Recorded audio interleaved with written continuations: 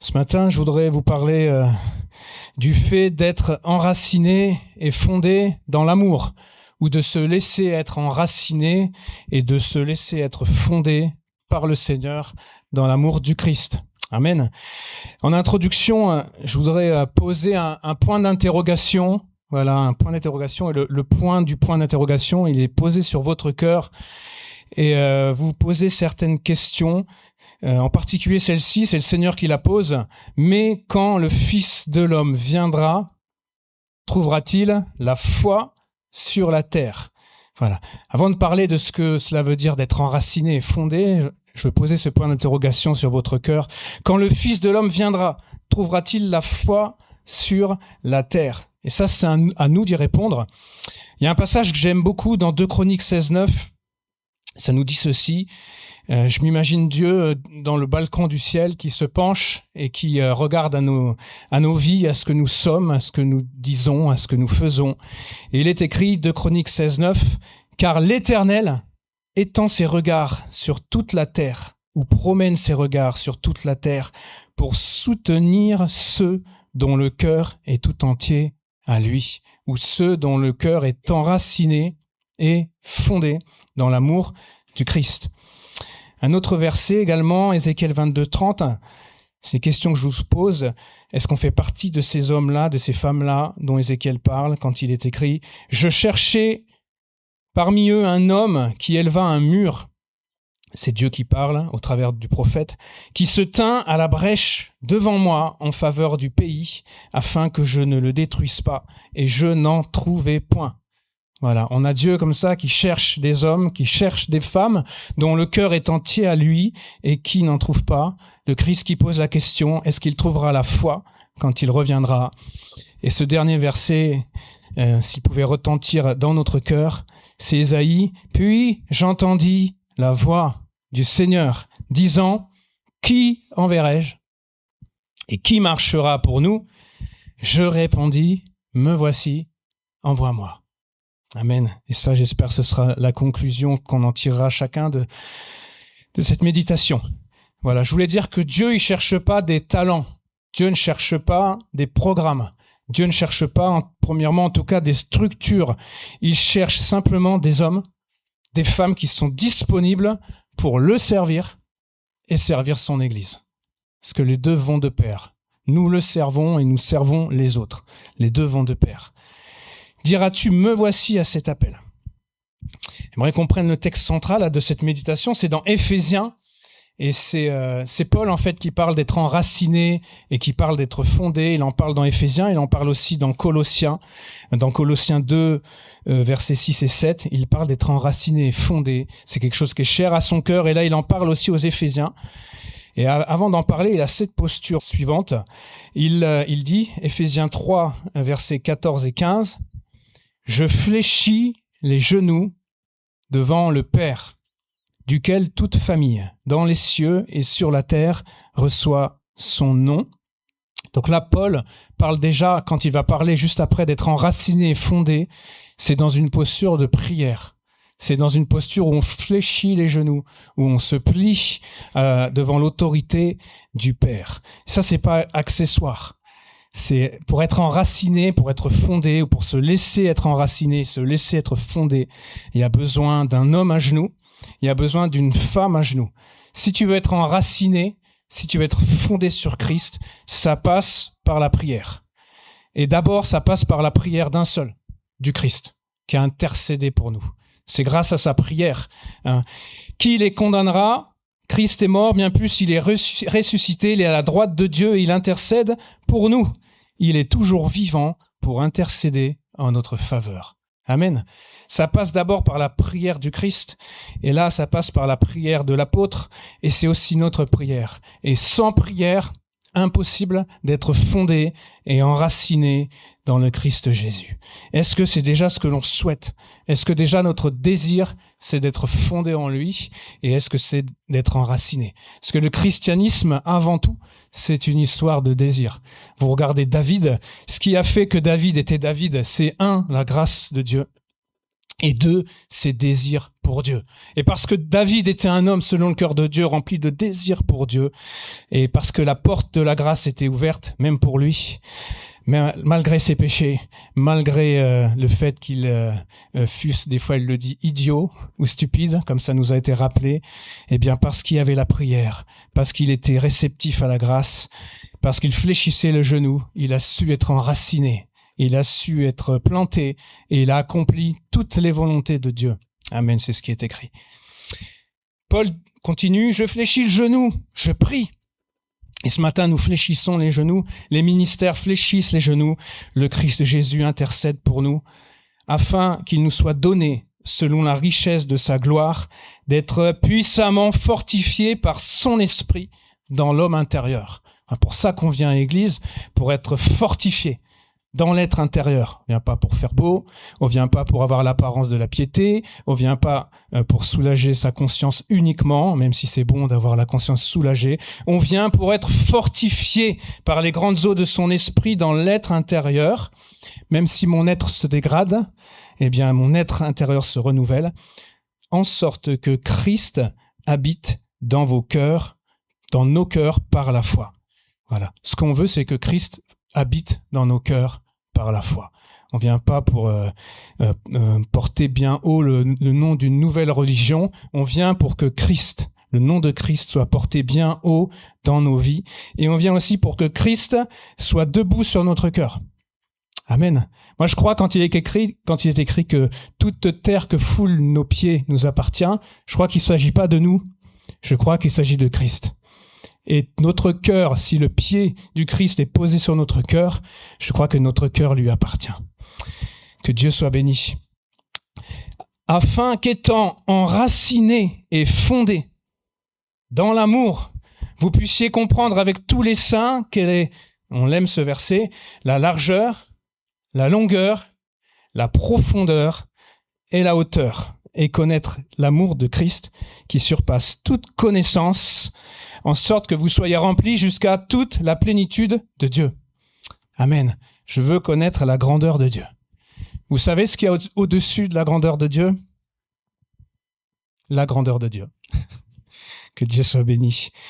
Là, c'est intéressant, enraciné et fondé. C'est intéressant parce que si vous penchez sur l'hébreu, si vous reprenez ces mots enracinés aussi qui sont présents dans le psaume 1, ça nous parle que c'est pas nous qui faisons.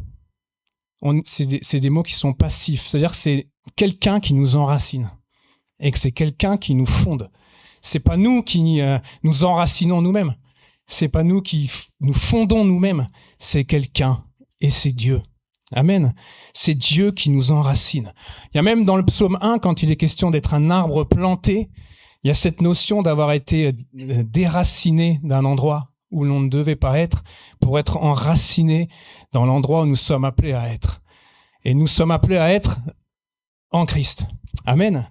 Être déraciné de ce monde et être enraciné en Christ. Et être fondé, c'est important parce que fondé, ça nous parle d'architecture. J'ai entendu dans une prière, il était question de Dieu, le grand architecte. Il nous prépare une cité dans le ciel, mais il se prépare aussi une cité sur la terre, un temple, pour être précis. Et ce temple, c'est nous. Et nous sommes appelés à être fondés, comme un temple, à être une colonne. Et on est appelé aussi à être enracinés. Là, c'est intéressant parce que Paul n'a pas choisi entre les deux termes. Même dans Colossiens, il veut les deux. Et moi, je veux être fondé, avoir de la colonne vertébrale, vivre une vie de doctrine. Et je veux être enraciné, être une plante, être plein de sève, plein de vie, porter du fruit pour le Seigneur et pour ceux qui m'entourent. Amen. Est-ce que c'est votre désir aussi? On va parler de l'amour du Christ. Tout commence par l'amour. Voilà. Au commencement était la parole. La parole était Dieu. Et Jean nous apprend aussi que Dieu est lumière, Mais Jean nous apprend aussi, et c'est une nouvelle qu'il annonce, Dieu est amour. C'est pas seulement qu'il nous aime, c'est qu'il est amour, c'est sa nature. Et on est appelé à être enraciné dans l'amour de Dieu manifesté dans le Christ Jésus. On est appelé à être fondé sur le Christ, vrai ou pas? On est appelé à être une même plante avec le Christ. C'est ce qui est écrit. Par la conformité dans sa mort, en abandonnant les choses qui sont mauvaises, et par la conformité en sa résurrection, en acceptant que son souffle de vie vienne puissamment me fortifier. C'est à ça qu'on est appelé. L'amour du Christ, il est infini. Cependant, on est appelé à en goûter la largeur, la longueur, la profondeur et la hauteur. Mais qu'est-ce que ça veut dire, ça? L'amour de Dieu est infini, je ne peux pas le mesurer. Je ne peux pas venir avec une règle et mesurer l'immesurable. Je suis appelé à goûter, d'abord arrêtons-nous là-dessus, je suis appelé à goûter l'amour de Dieu. Et quand je pense à goûter l'amour de Dieu, je ne peux pas m'empêcher aussi de penser au peuple hébreu dans le désert. Rappelez la manne.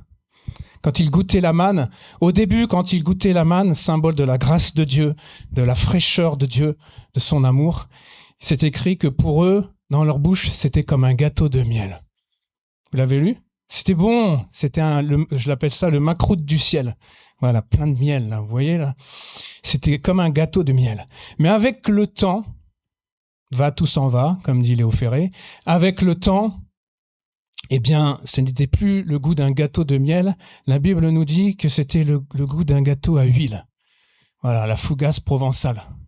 Et ça, le contraire de glow up, je ne sais pas, c'est glow down, ça existe ça? Ça glow down, si vous voulez. Au début, le peuple, quand j'ai récupéré la manne, c'est écrit, c'était comme du givre. Vous voyez, le givre pur. Et avec le temps, c'était plus qu'une perle un peu grisâtre. Voilà, comme du bdellium, c'est écrit. Et l'amour de Dieu, pourtant, il ne change pas. La manne n'avait pas changé. Mais l'amour de Dieu, qui est nouveau, sans cesse, qui est infini, eh bien, quand on le goûte, on est appelé, nous, à l'apprécier. Amen, à sa juste valeur. Parce que son amour est précieux. Et il est tellement fort, tellement puissant que ça a poussé le Christ par l'Esprit éternel à se donner à la croix et à verser lui-même son sang précieux. Maintenant, je vous repose la question, comment mesurer l'immesurable? Comment mesurer l'amour de Dieu?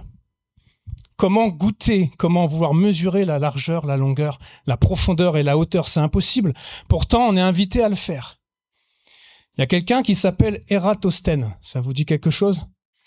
C'est un homme qui vivait en Égypte, à Alexandrie, dans l'Antiquité. Et lui, il voulait mesurer la circonférence de la Terre. Vous connaissez cette histoire? Ce qu'il a fait, lui, était sur le méridien. Il y avait Sienne et Alexandrie. Ces deux villes qui étaient éloignées d'une certaine distance.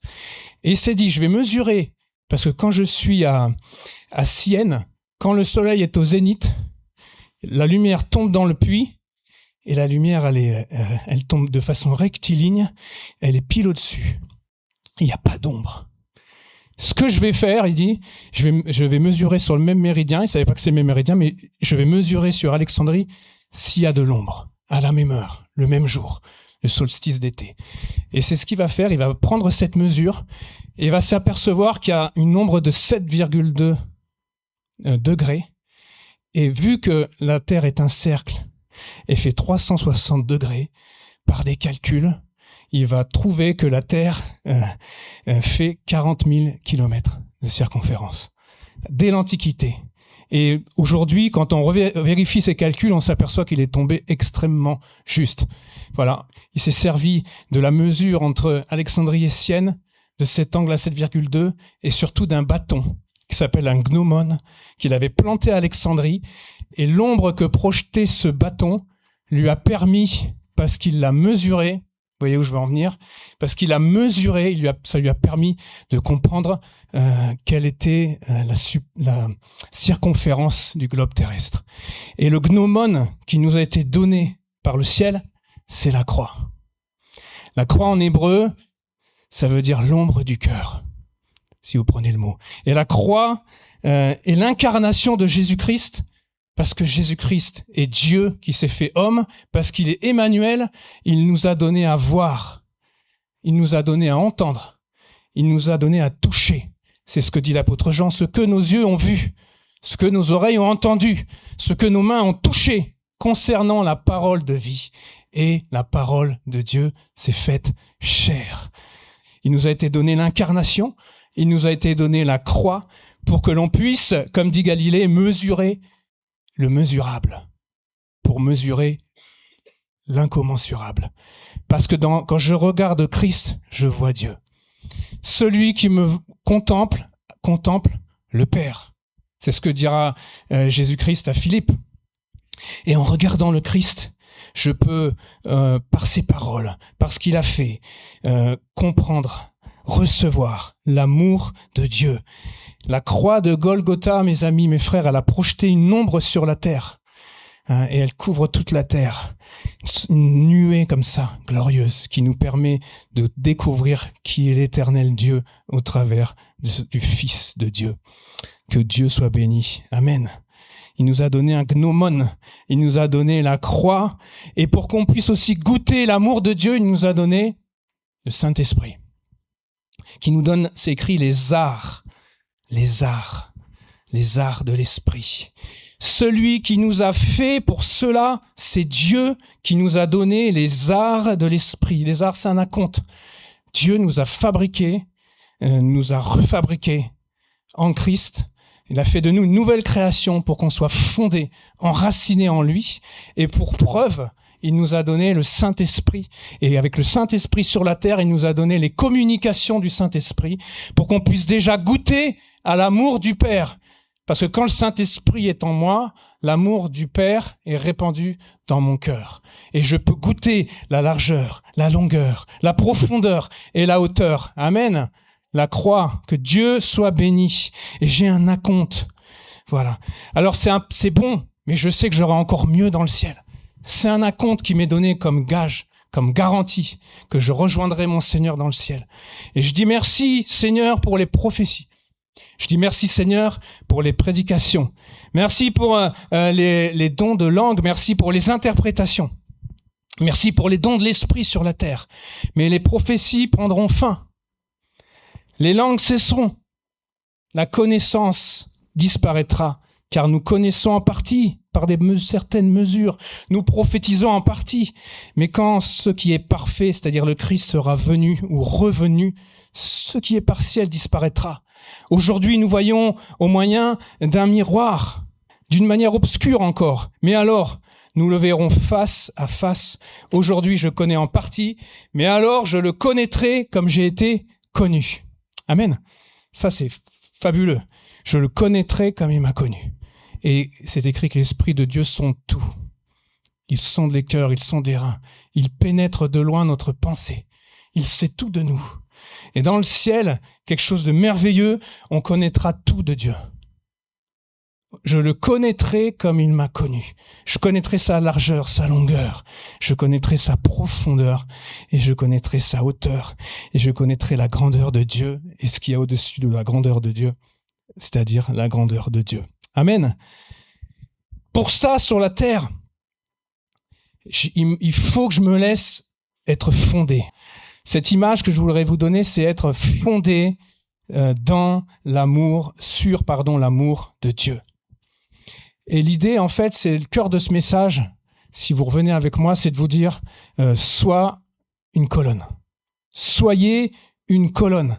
Soyez fondés telle une colonne. Soyez fondés telle une colonne. Ayant reconnu la grâce, c'est Paul qui a écrit, qui m'avait été accordée. Paul avait une grâce particulière sur sa vie. Jacques, Céphas et Jean, qui sont regardés comme des colonnes, me donnèrent à moi et Barnabas la main d'association.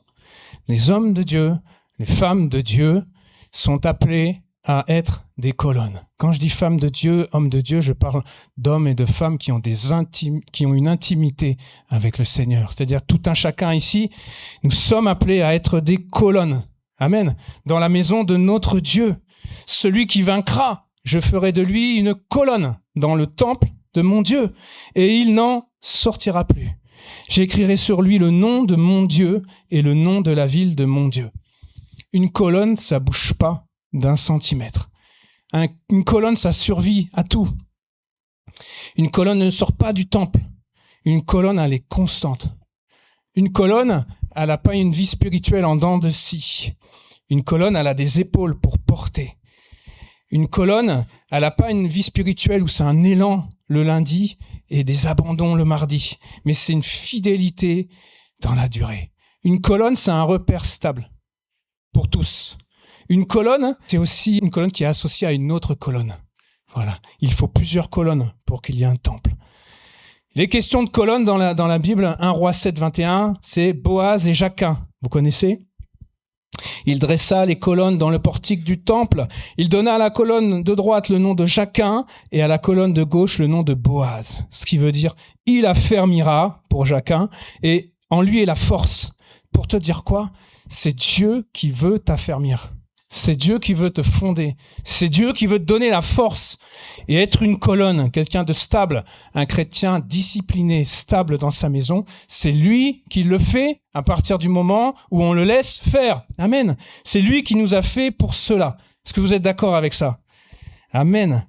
On est appelé à être des colonnes. On est appelé à avoir de la colonne vertébrale. Comme disent les Anglais, je ne sais pas s'il y en a certains, have backbone. On doit avoir de la colonne vertébrale. On doit être ferme sur la doctrine.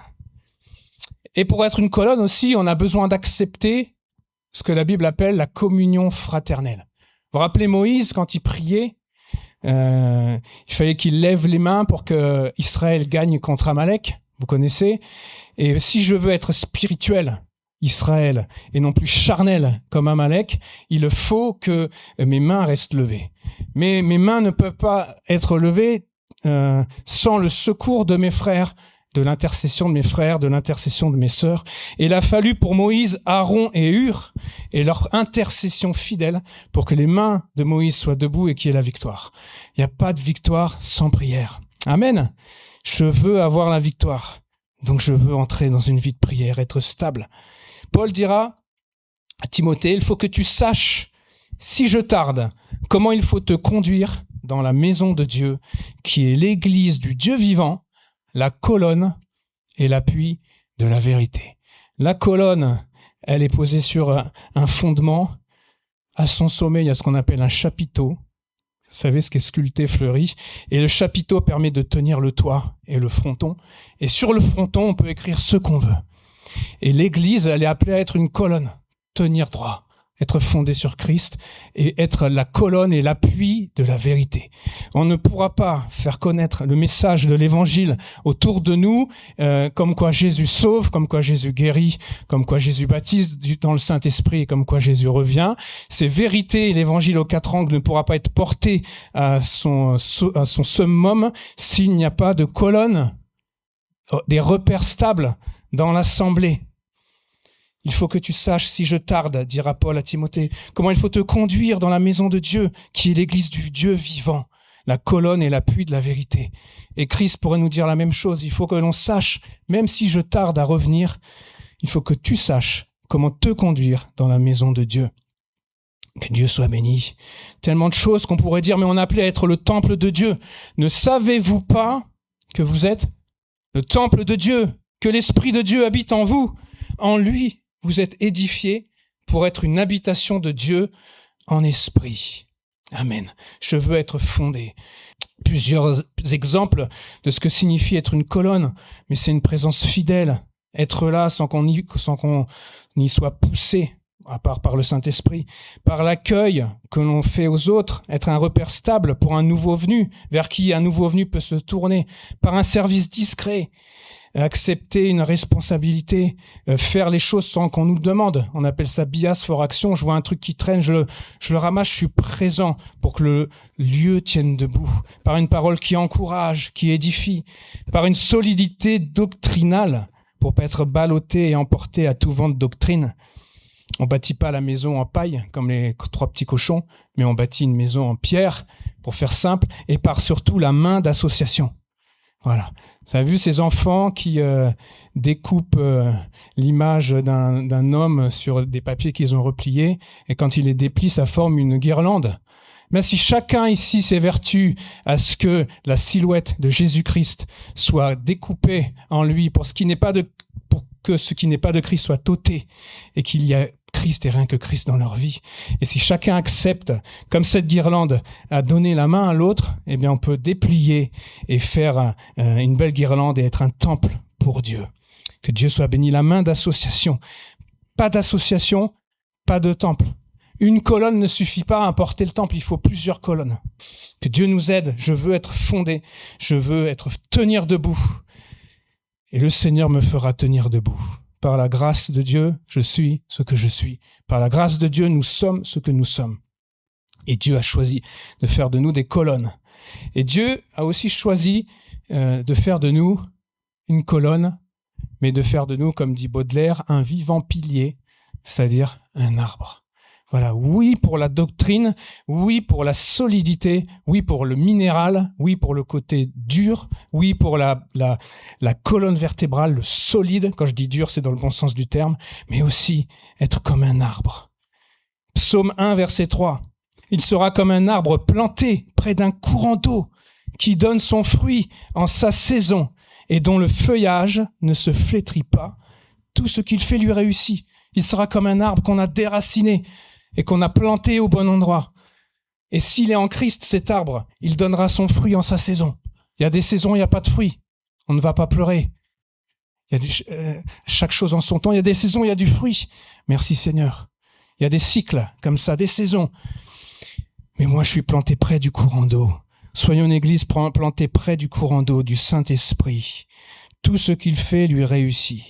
Amen.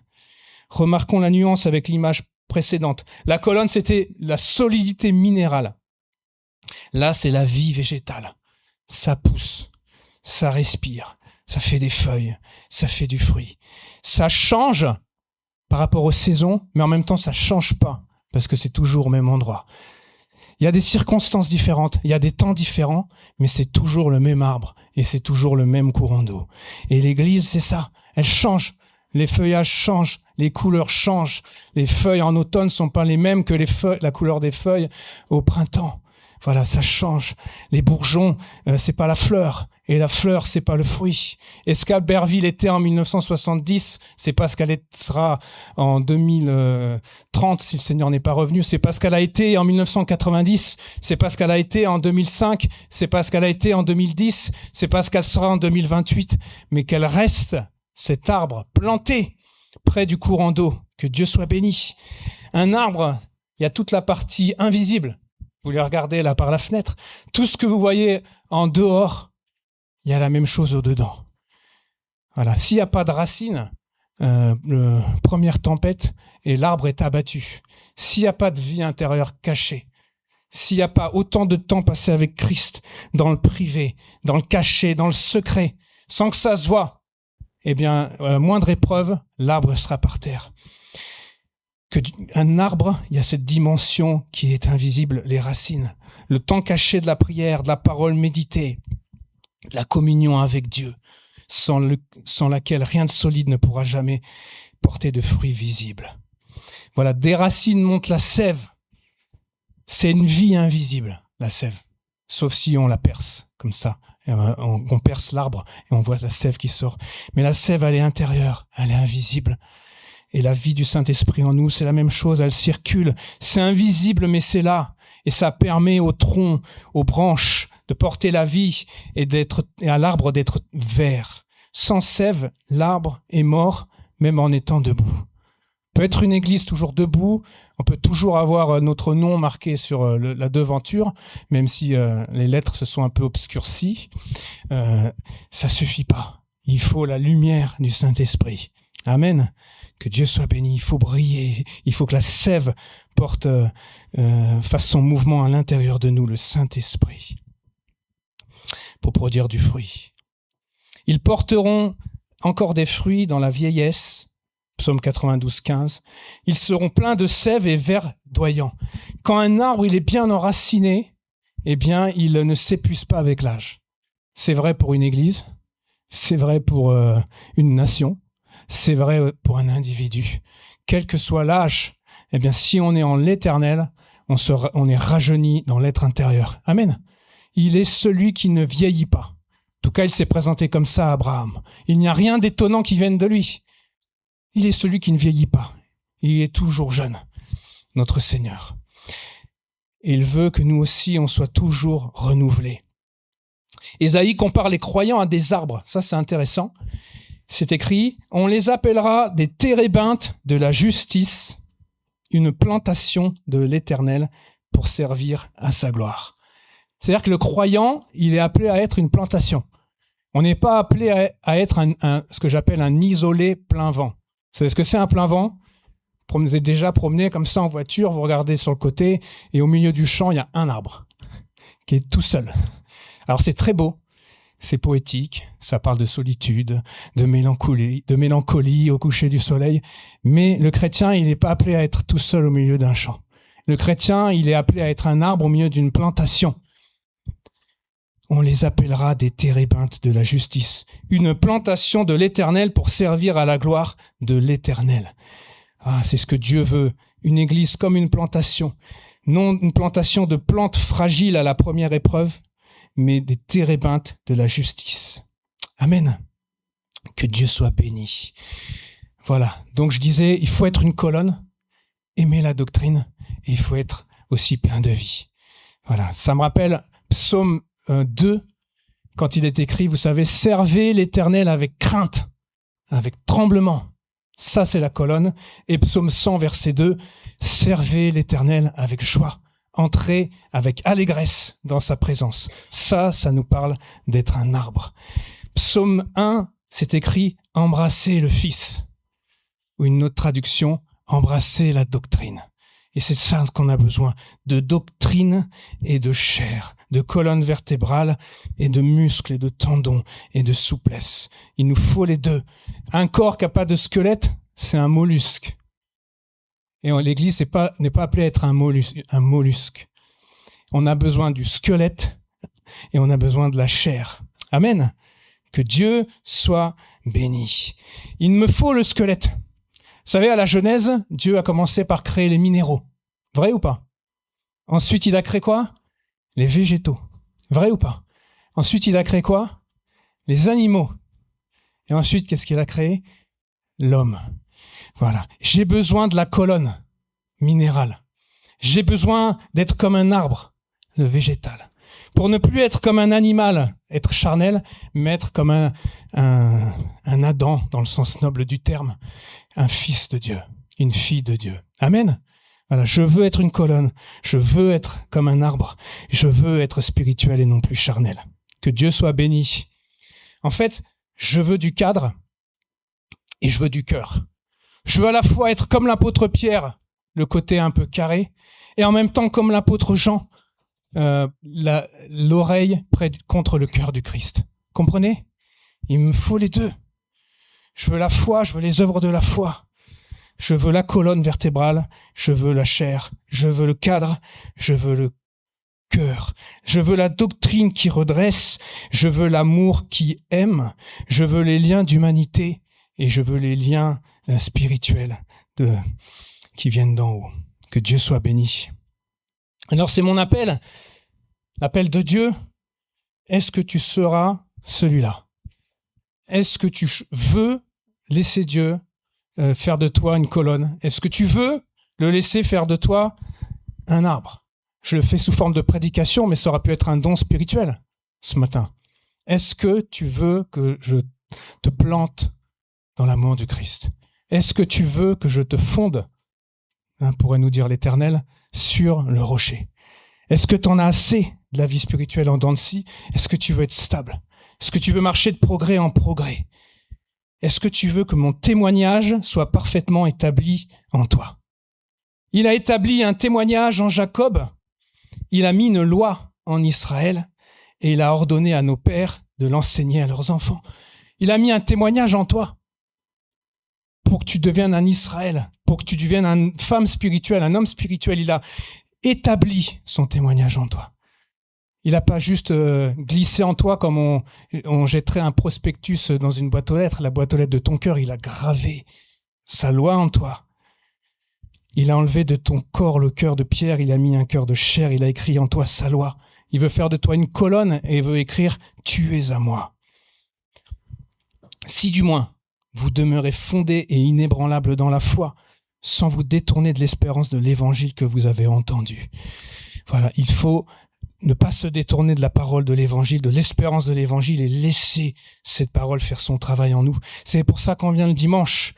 Le Saint-Esprit nous rappelle l'importance de toutes ces choses, encore une fois, au travers de Pierre, quand le Saint-Esprit pousse Pierre à écrire « Vous-même, comme des pierres vivantes, édifiez-vous pour former une maison spirituelle, un saint sacerdoce, afin d'offrir des victimes spirituelles agréables à Dieu par Jésus-Christ. » Que Dieu soit béni. La parole de la vérité, c'est l'évangile.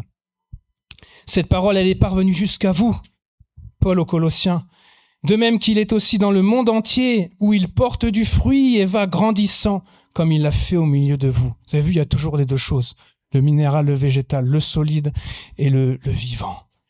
Que Dieu soit béni. Alors je te repose la question du début, avant que de terminer. Quand le Fils de l'homme viendra, trouvera-t-il la foi sur la terre ? Quand il viendra, est-ce qu'il trouvera des colonnes dans son église, des arbres, ou est-ce qu'il trouvera des arbres tout seuls dans leur champ, qui vivent leur spiritualité tout seuls et qui sont utiles peut-être auprès des personnes qui vont aller jusqu'à eux, mais qui ne sont pas là où le Seigneur les voulait, qui ne sont pas au milieu de la plantation. Quand il reviendra, trouvera-t-il la foi sur la terre ? Et les yeux de l'Éternel, ils se promènent, ça j'en suis certain, dans l'assemblée, les yeux de l'Éternel, les yeux acérés, plus acérés que ceux d'un aigle, comme l'aigle qui survolerait une surface du haut du ciel. Et ses yeux se promènent sur la terre et il cherche quelqu'un dont le cœur est tout entier pour lui. Quelqu'un qui veut progresser. Quelqu'un qui est comme Timothée, qui dit « J'accepte de recevoir. Je me donne tout entier à la parole de l'Évangile pour que mes progrès soient évidents pour tous, pour marcher de progrès en progrès, pour marcher de gloire en gloire. » Quand le Fils de l'homme viendra, trouvera-t-il la foi sur la terre ? C'est un point d'interrogation et la réponse, en fait, elle nous appartient. Et je voudrais qu'on aille sur le verset conclusif. Ésaïe 6:8, qu'est-ce qu'on l'aime ce verset ? Puis j'entendis la voix du Seigneur, l'Esprit, je rajoute, disant, qui enverrai-je ? Qui marchera pour nous ? Qui acceptera d'être une colonne ? Qui acceptera d'être un arbre ? Qui enverrai-je ? Qui marchera pour nous ? Je répondis, me voici, envoie-moi. Amen. Voilà, je pense à ce verset, je vois les hommes comme des arbres qui marchent. Voilà. Et on est appelé à être pleinement des hommes et à se mouvoir là où Dieu veut que l'on se meuve, à faire l'œuvre de Dieu. Amen. Qui enverrai-je, qui marchera pour nous ? Je répondis, me voici, envoie-moi. Vraiment qu'on puisse méditer sur cette parole, la faire descendre dans nos cœurs.